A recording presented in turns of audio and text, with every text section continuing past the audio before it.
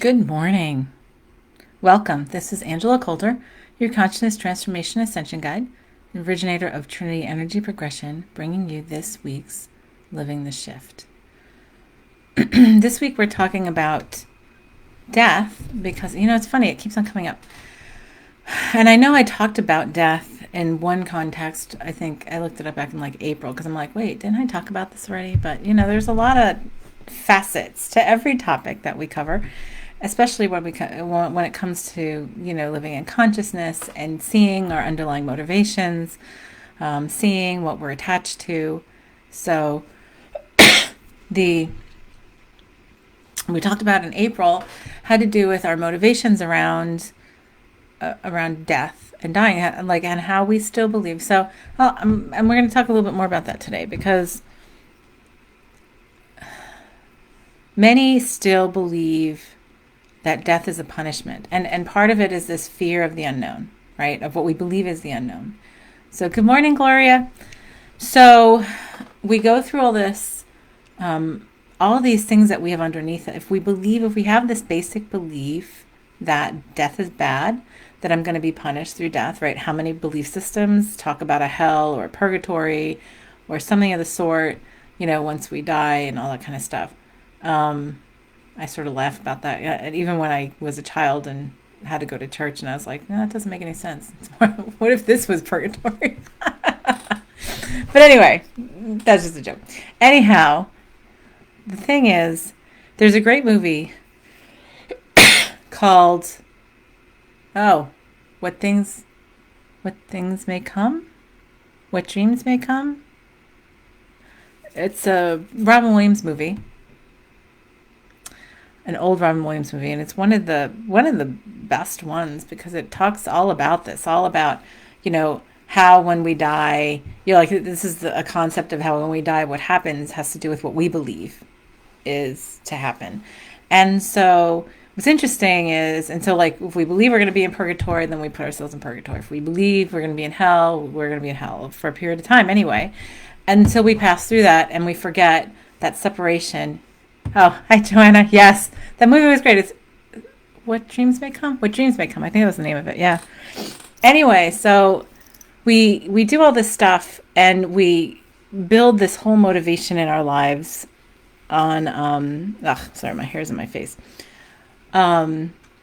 What we think death is about. So we have all these motivations of, okay, well, I'm going to be a good person. Why do we think we're going to be a good person? Oh, well, I have to be a good person so I go to heaven.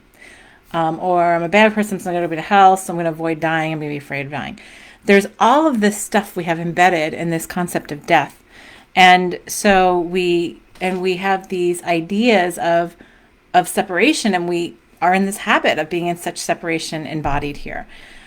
So that we forget the connection. That sounds like the afterlife of Billy Fingers. It is a little bit similar. I mean, it's on the same vein, so obviously the same kind of inspiration. By the way, a great book, The Afterlife of Billy Fingers, is a great one about afterlife and dying and all that kind of stuff. It's a great story if you haven't read it, by Annie Kagan, I think is the author, and she has an account of it's her own personal account of her brother passing away, who was like a drug addict and sort of like a black sheep of the family, and all this kind of stuff. And then he passes away, and then he starts to communicate with her from beyond the grave. And this is her true life account. And she was not like a believer in this. She had a whole lot of stuff about, oh, well, prove this to me and prove this to me. And all this stuff started happening. And then she started communicating, and then just what things look like on Earth, or nothing what they're in the bigger consciousness and all this kind of stuff. It's a great book. It is so loaded with great nuggets of wisdom. So if you haven't read it, it's a great, I do recommend it to a lot of clients and people that I know who are going through death and questioning and death with loved ones, especially when they're very in mourning and grief, because there's a lot of that going on. We have a lot of, for the past, not even just this year, so it has nothing to do with the virus or anything, but we've had this mass exodus of shifting going on, and many departing from this plane over the past, 5, 10 years, something like that. And so, like, and right now we're seeing this. I was having a conversation with a couple different people over this week on how there's like, it seems to be a bunch of people who are having these experiences with people they know, or I guess themselves too, right? Where, like there are several people that I know of now who it's like, well, they were feeling fine, had no symptoms, something happened, that something like they injured themselves or whatever, went to the doctor, find out they have like stage 4 cancer all over their body and all this kind of stuff.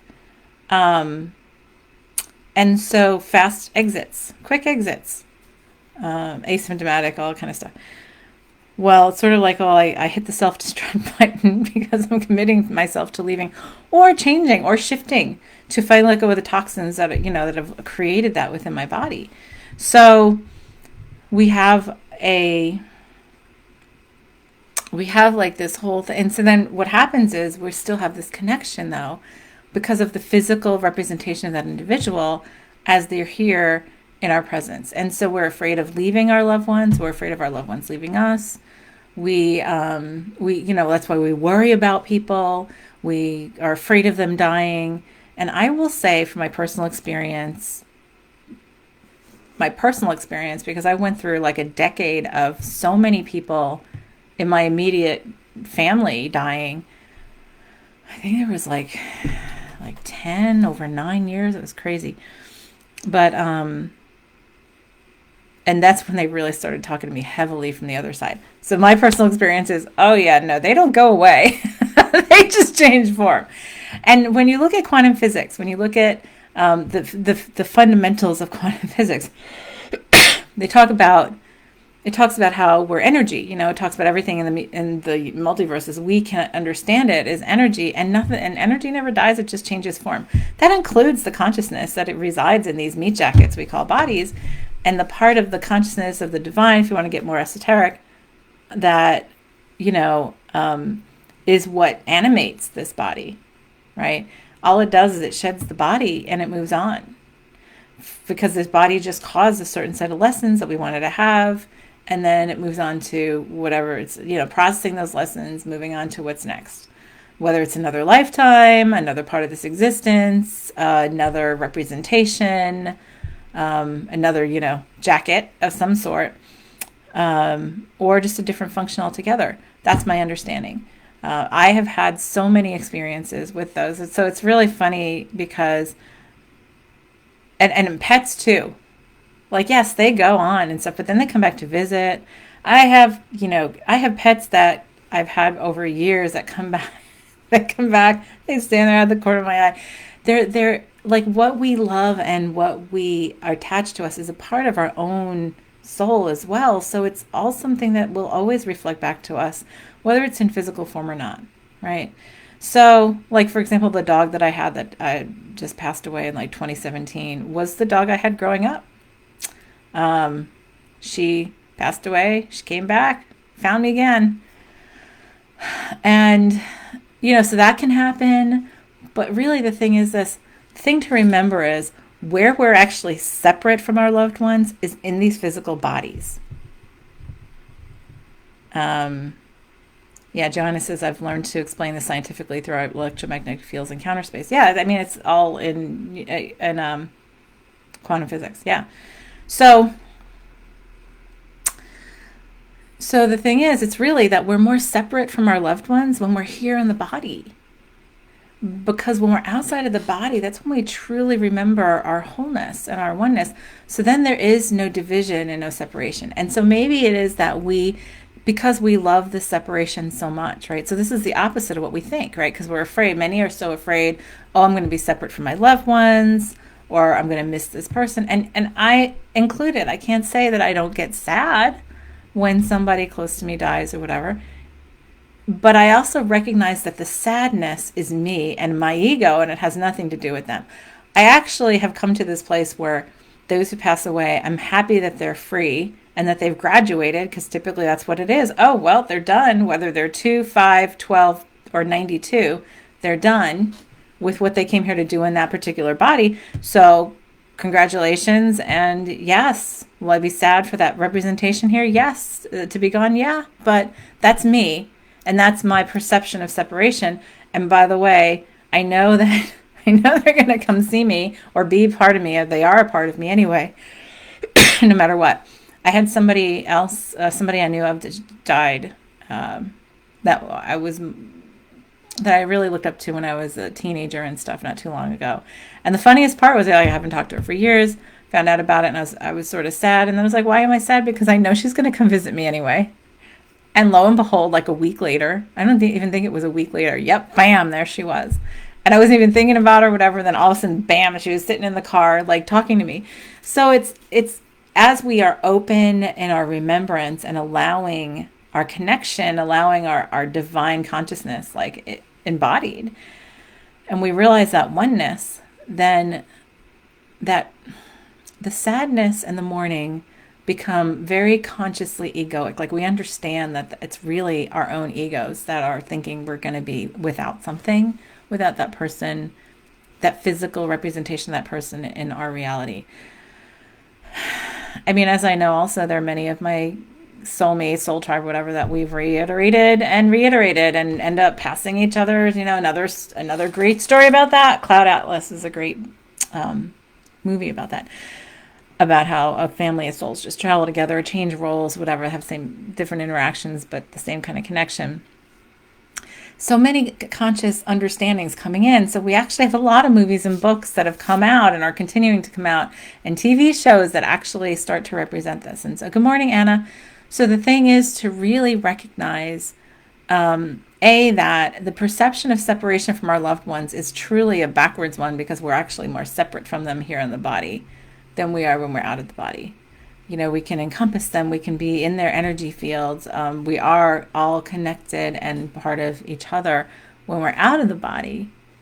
And so the thing is to allow the practice for us is truly to then get into the focus, or the inner focus of expanding our consciousness and the remembrance outside, beyond our physical body, to recognize that this is such a very small part of us. And when we do that, it minimizes. And so here's the other part. Then other people who understand this, like we all, many of us in the spiritual community understand that. And then we get mad at ourselves or don't understand why then we get so upset still from people passing away. And I'm like, well, don't get upset about it. Just, allow it and look at it and recognize that it's not really about the other person. It's pretty much about us. If missing that person's light, missing their part in our life, and feeling like we're gonna have a hole. And that's that whole also recognition. Part of these lessons is to recognize that wholeness within ourselves without that dependence on what we perceive to be somebody outside of us. Always a part of the whole. But the thing is, and we judge ourselves then for mourning, and it's okay. We can mourn. I mean, when I was laughing, I was talking to somebody about this the other day, and I was like, what's so funny is I've had, I think over a period of like 2 or 3 years, I had like all my pets pass away because they were all about, they're all older and whatever. And I'm like, God, it just crushed me every time, even though I was totally new. And they're like right there. And by the way, I've sat with those who've passed away, people and animals. I've sat there with them the moment they've gone, and their soul feels so free the moment they leave the body. And so they're like, especially animals, they're just hysterical, because once they leave the body, it's like they're, oh my God, I'm so free. This is great, because a lot of times they're old, and then their bodies are breaking down, and they've been uncomfortable for a long time. But they are so and people are just like, oh, at peace. So many of them, a vast majority of them, I think all except for one that I think I've ever met. And then there's this processing time. So my experience has been there's this processing time after someone passes away to look at the stuff they've done. And so that how that plays out here on the linear timeline is very individual to the person. Very unique to the individual, because it can be that their processing is done in 5 minutes. It could take 5 months, could take 5 years. There was somebody who died that a relative asked me if I could reach out to them and check in on something, because they were suspicious about something that happened when they died. And I was like, okay, well, it was like right after they passed away. And I said, well, we'll just see if they're done processing. And I checked in and I was like, yeah, nope, they're going through a whole bunch of stuff right now. Not even going to interrupt them. And then they came to me because they knew I was like, okay, hey, when you're ready, come and chat because I have some stuff I want to ask you. So they came to me probably it was like a month or two later. And then all that stuff got cleared up. It was very cool. But I've also had, like I said, I had this one person come and see me, like it was like days after they passed away. So it's all like they're all around us. It's all this connections, and many say, well, I've never heard from my dad or my mom or my spouse or my kids or whatever when they died or they passed away, and I'm like, but many times we just don't know how to look, or we don't recognize the signs because the connection becomes very different. And if we're looking at a connection that's very physical and tactile, here in the physical, and it sometimes takes a bit of time for that connection to come through, where if we let go of the requirements that it has to be very tactile and in 3D physical, then we can see and know what they are, like a song or a whiff, or just something will just float through your mind, something about their consciousness, things like that. And so when we do start to and the more I've had those experiences over the years, the more I've come to peace with passing away, because I'm like, well, it's just a transformation. And, what is death but another birth? It's a birth into another cycle, another exciting, chapter. And so it's something, it's a cause for, celebration. What I loved was my grandfather, who was a very stereotypical Irishman. He'd always said, well, at my funeral, I don't want you all to cry and be sad. I want you to have a party. And we did. We went to a pub. We sang Irish pub songs and had a good time, and laughed about him and stuff like that, and celebrated. So yeah, can we be sad? Absolutely. The thing is to not be attached to the sadness, because and to understand that this is us. Yeah, and Gloria says maybe we have unfinished business with that person. Is it, and the question is it unfinished business with that person, or is it unfinished lessons that person represented for us that we're willing to let go of, or we enjoyed a lot, or we felt like we're undone, right? So we can then shift that. And I've worked with many who have come to me that felt like that. And I said, well, and I tell them, well, we can shift that. We can connect with them now, and we can complete those lessons. And with gratitude. And sometimes they end up hanging around as your little guardian angel anyway, over your shoulder, just because they want to hang around because they love you so much, and that they're part of they're part of the journey. It's funny because there was a life that I remember where I passed away, and I actually stayed around for like a long time, and I can almost remember everything that went on around the person that I was married to in that lifetime, and the child that we'd had and all that kind of stuff, like for years, because I remember it was like I was there. It's just I wasn't there in the physical. So that's a really interesting memory to have. Very interesting. But until I felt like it was complete, and then I left. So, the thing is, if we allow all this, and we realize, by the way, it's all perfect, and we realize that we're all facets of each other, that as soon as we let go of these meat jackets, we're actually more connected and more seamlessly connected, much more so than when we're here in the body. When we flip that perception to realize that it's something to applaud and celebrate, then we can start to have a different perspective on death. We do so much now that so that's like this one big part of death that we haven't really I don't think I've talked about. So, the other part is that we still have, and I know this is the part I did talk about, but it is really important to repeat, is to look at, if we are having so much fear around living, and we have so much fear around, getting sick or getting into an accident or being unsafe, or we're afraid of, we're afraid of just dying. A lot of times it's not even conscious. A lot of times it is, Like, it's a lot of times it's not a straight out fear of dying. It's just saying, oh, well, I'm afraid of this. But then when you dig down, you say, well, why are you afraid of that? Like, what's there to fear? Like, what happens if this does happen, right? What happens if you do fall off that cliff? Well, I could die. Right. And then what? And then you move on. And then you're done with what you were doing here in this meat jacket. And you move on. And we were with our loved ones. We're with, and not only that, we're not only with what we consider our loved ones, then we realize how much we love universally. And that's why many that we deal with who've passed over are so much more at peace. And I always laugh because I'm like, well, I don't do a lot of medium work, but really my experience is I can almost any response, any, like most messages from people who've passed over is, you know what, it's all good. Let it go. And it's either like, I apologize, or I forgive you, or it's all good. I love you.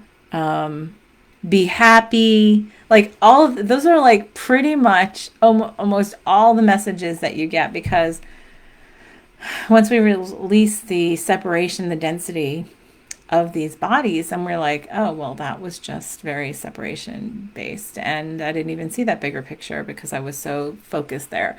And so, processed that, completed that lesson, moved on. Yeah, nothing to hold on to, nothing to hold on to. And we spend so much time. Think about how much time many of us hold on to guilt, hold on to sadness, hold on to anger because we feel like things were unfinished. With the person, we feel like guilt is a really big one, because we feel like, oh, I didn't, resolve this, or that was stupid, or blah, blah, blah. Well, it was a lesson that that was there to learn for us. And it's usually all the people involved. So, when we start to see that differently, then we stop to fear death. We stop fearing death. We stop avoiding doing things because we're afraid of, getting hurt, or afraid of being, killed or whatever. It's like, okay, it is what it is. And when we stop being motivated by fear, then we can start being motivated by love, and from a place of wholeness, much more of a wholeness, to say, okay, so I could die. I could die today. I could die right here on this video, right this moment, and walk right out and be done. And that'd be okay. And it can be another 50 years. It could be next week. And so it's for us to get to this place of saying, okay, I get that.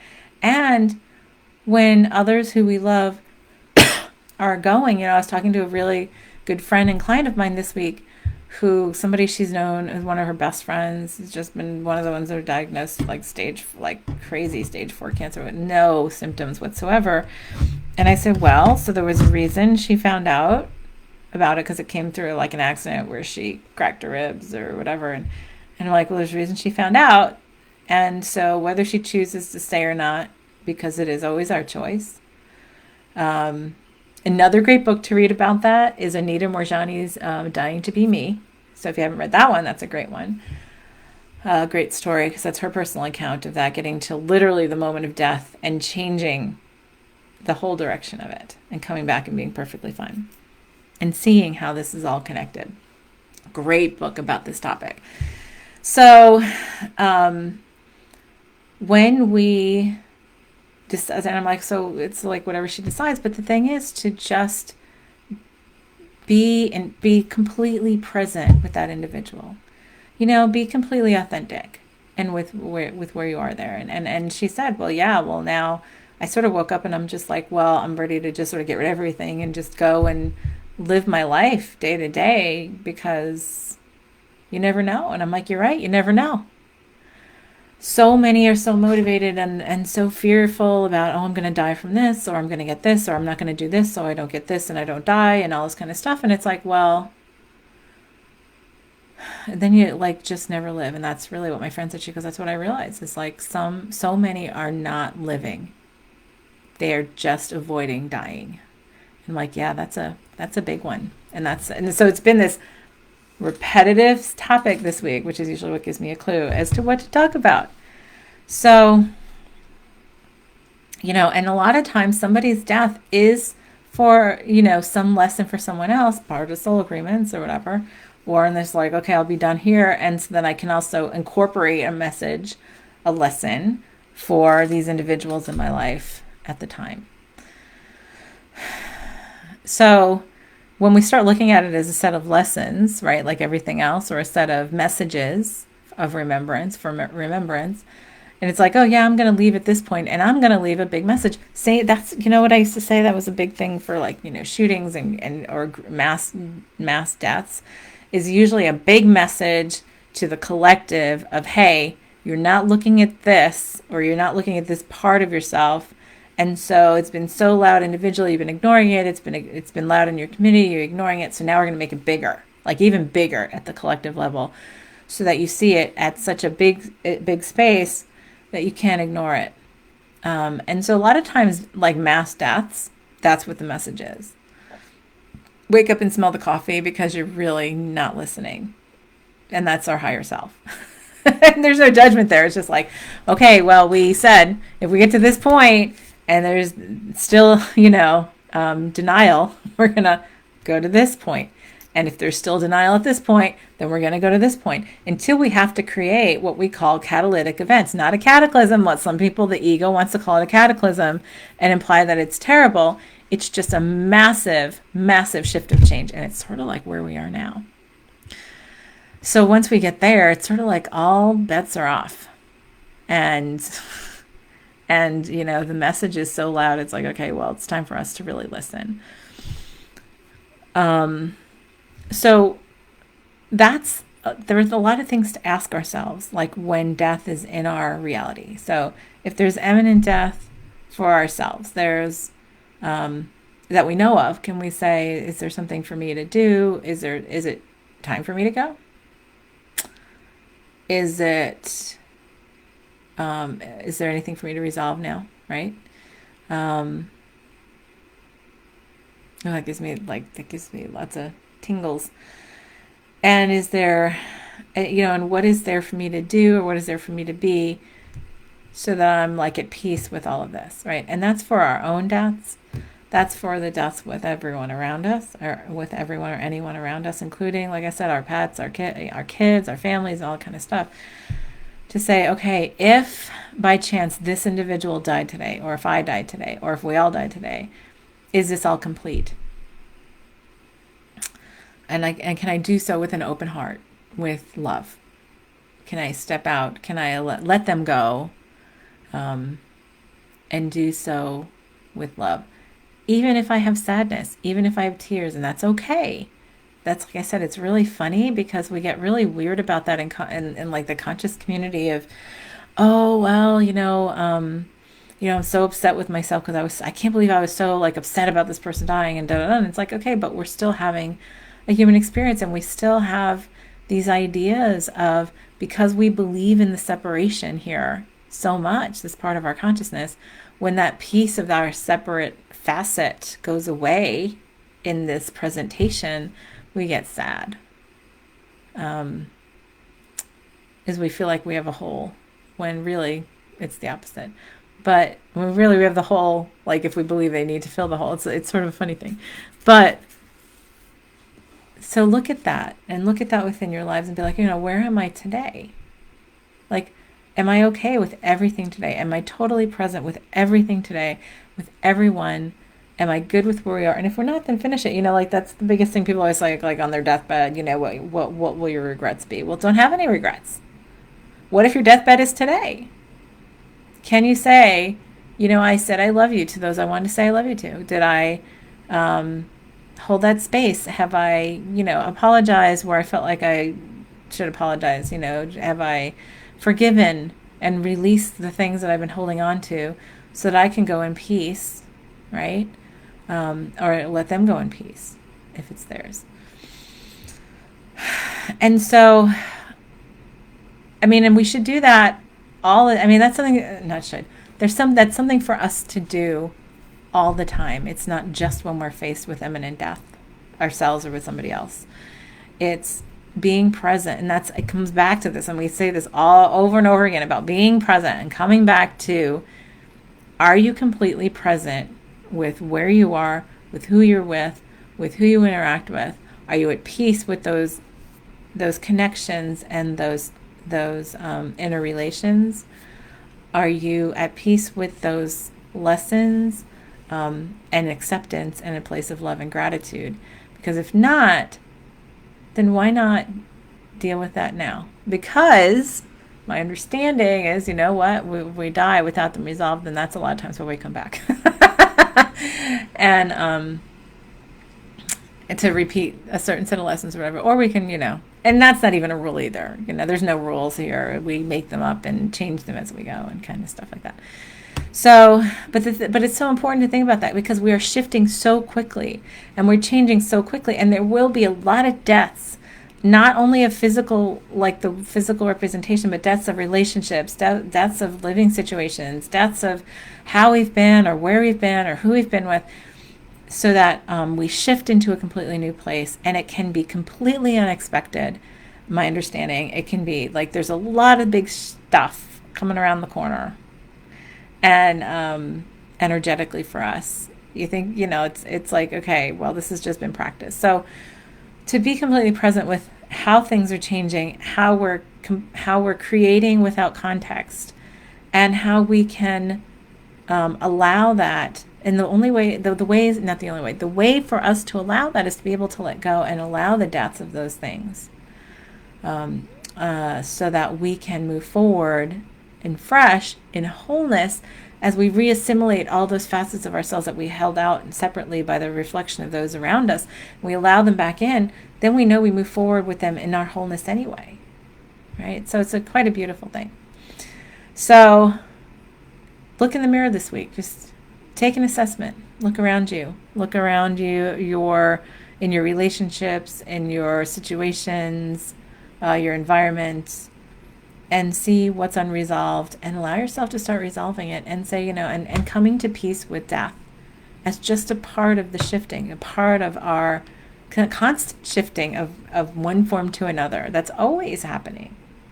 And I think all our cells die every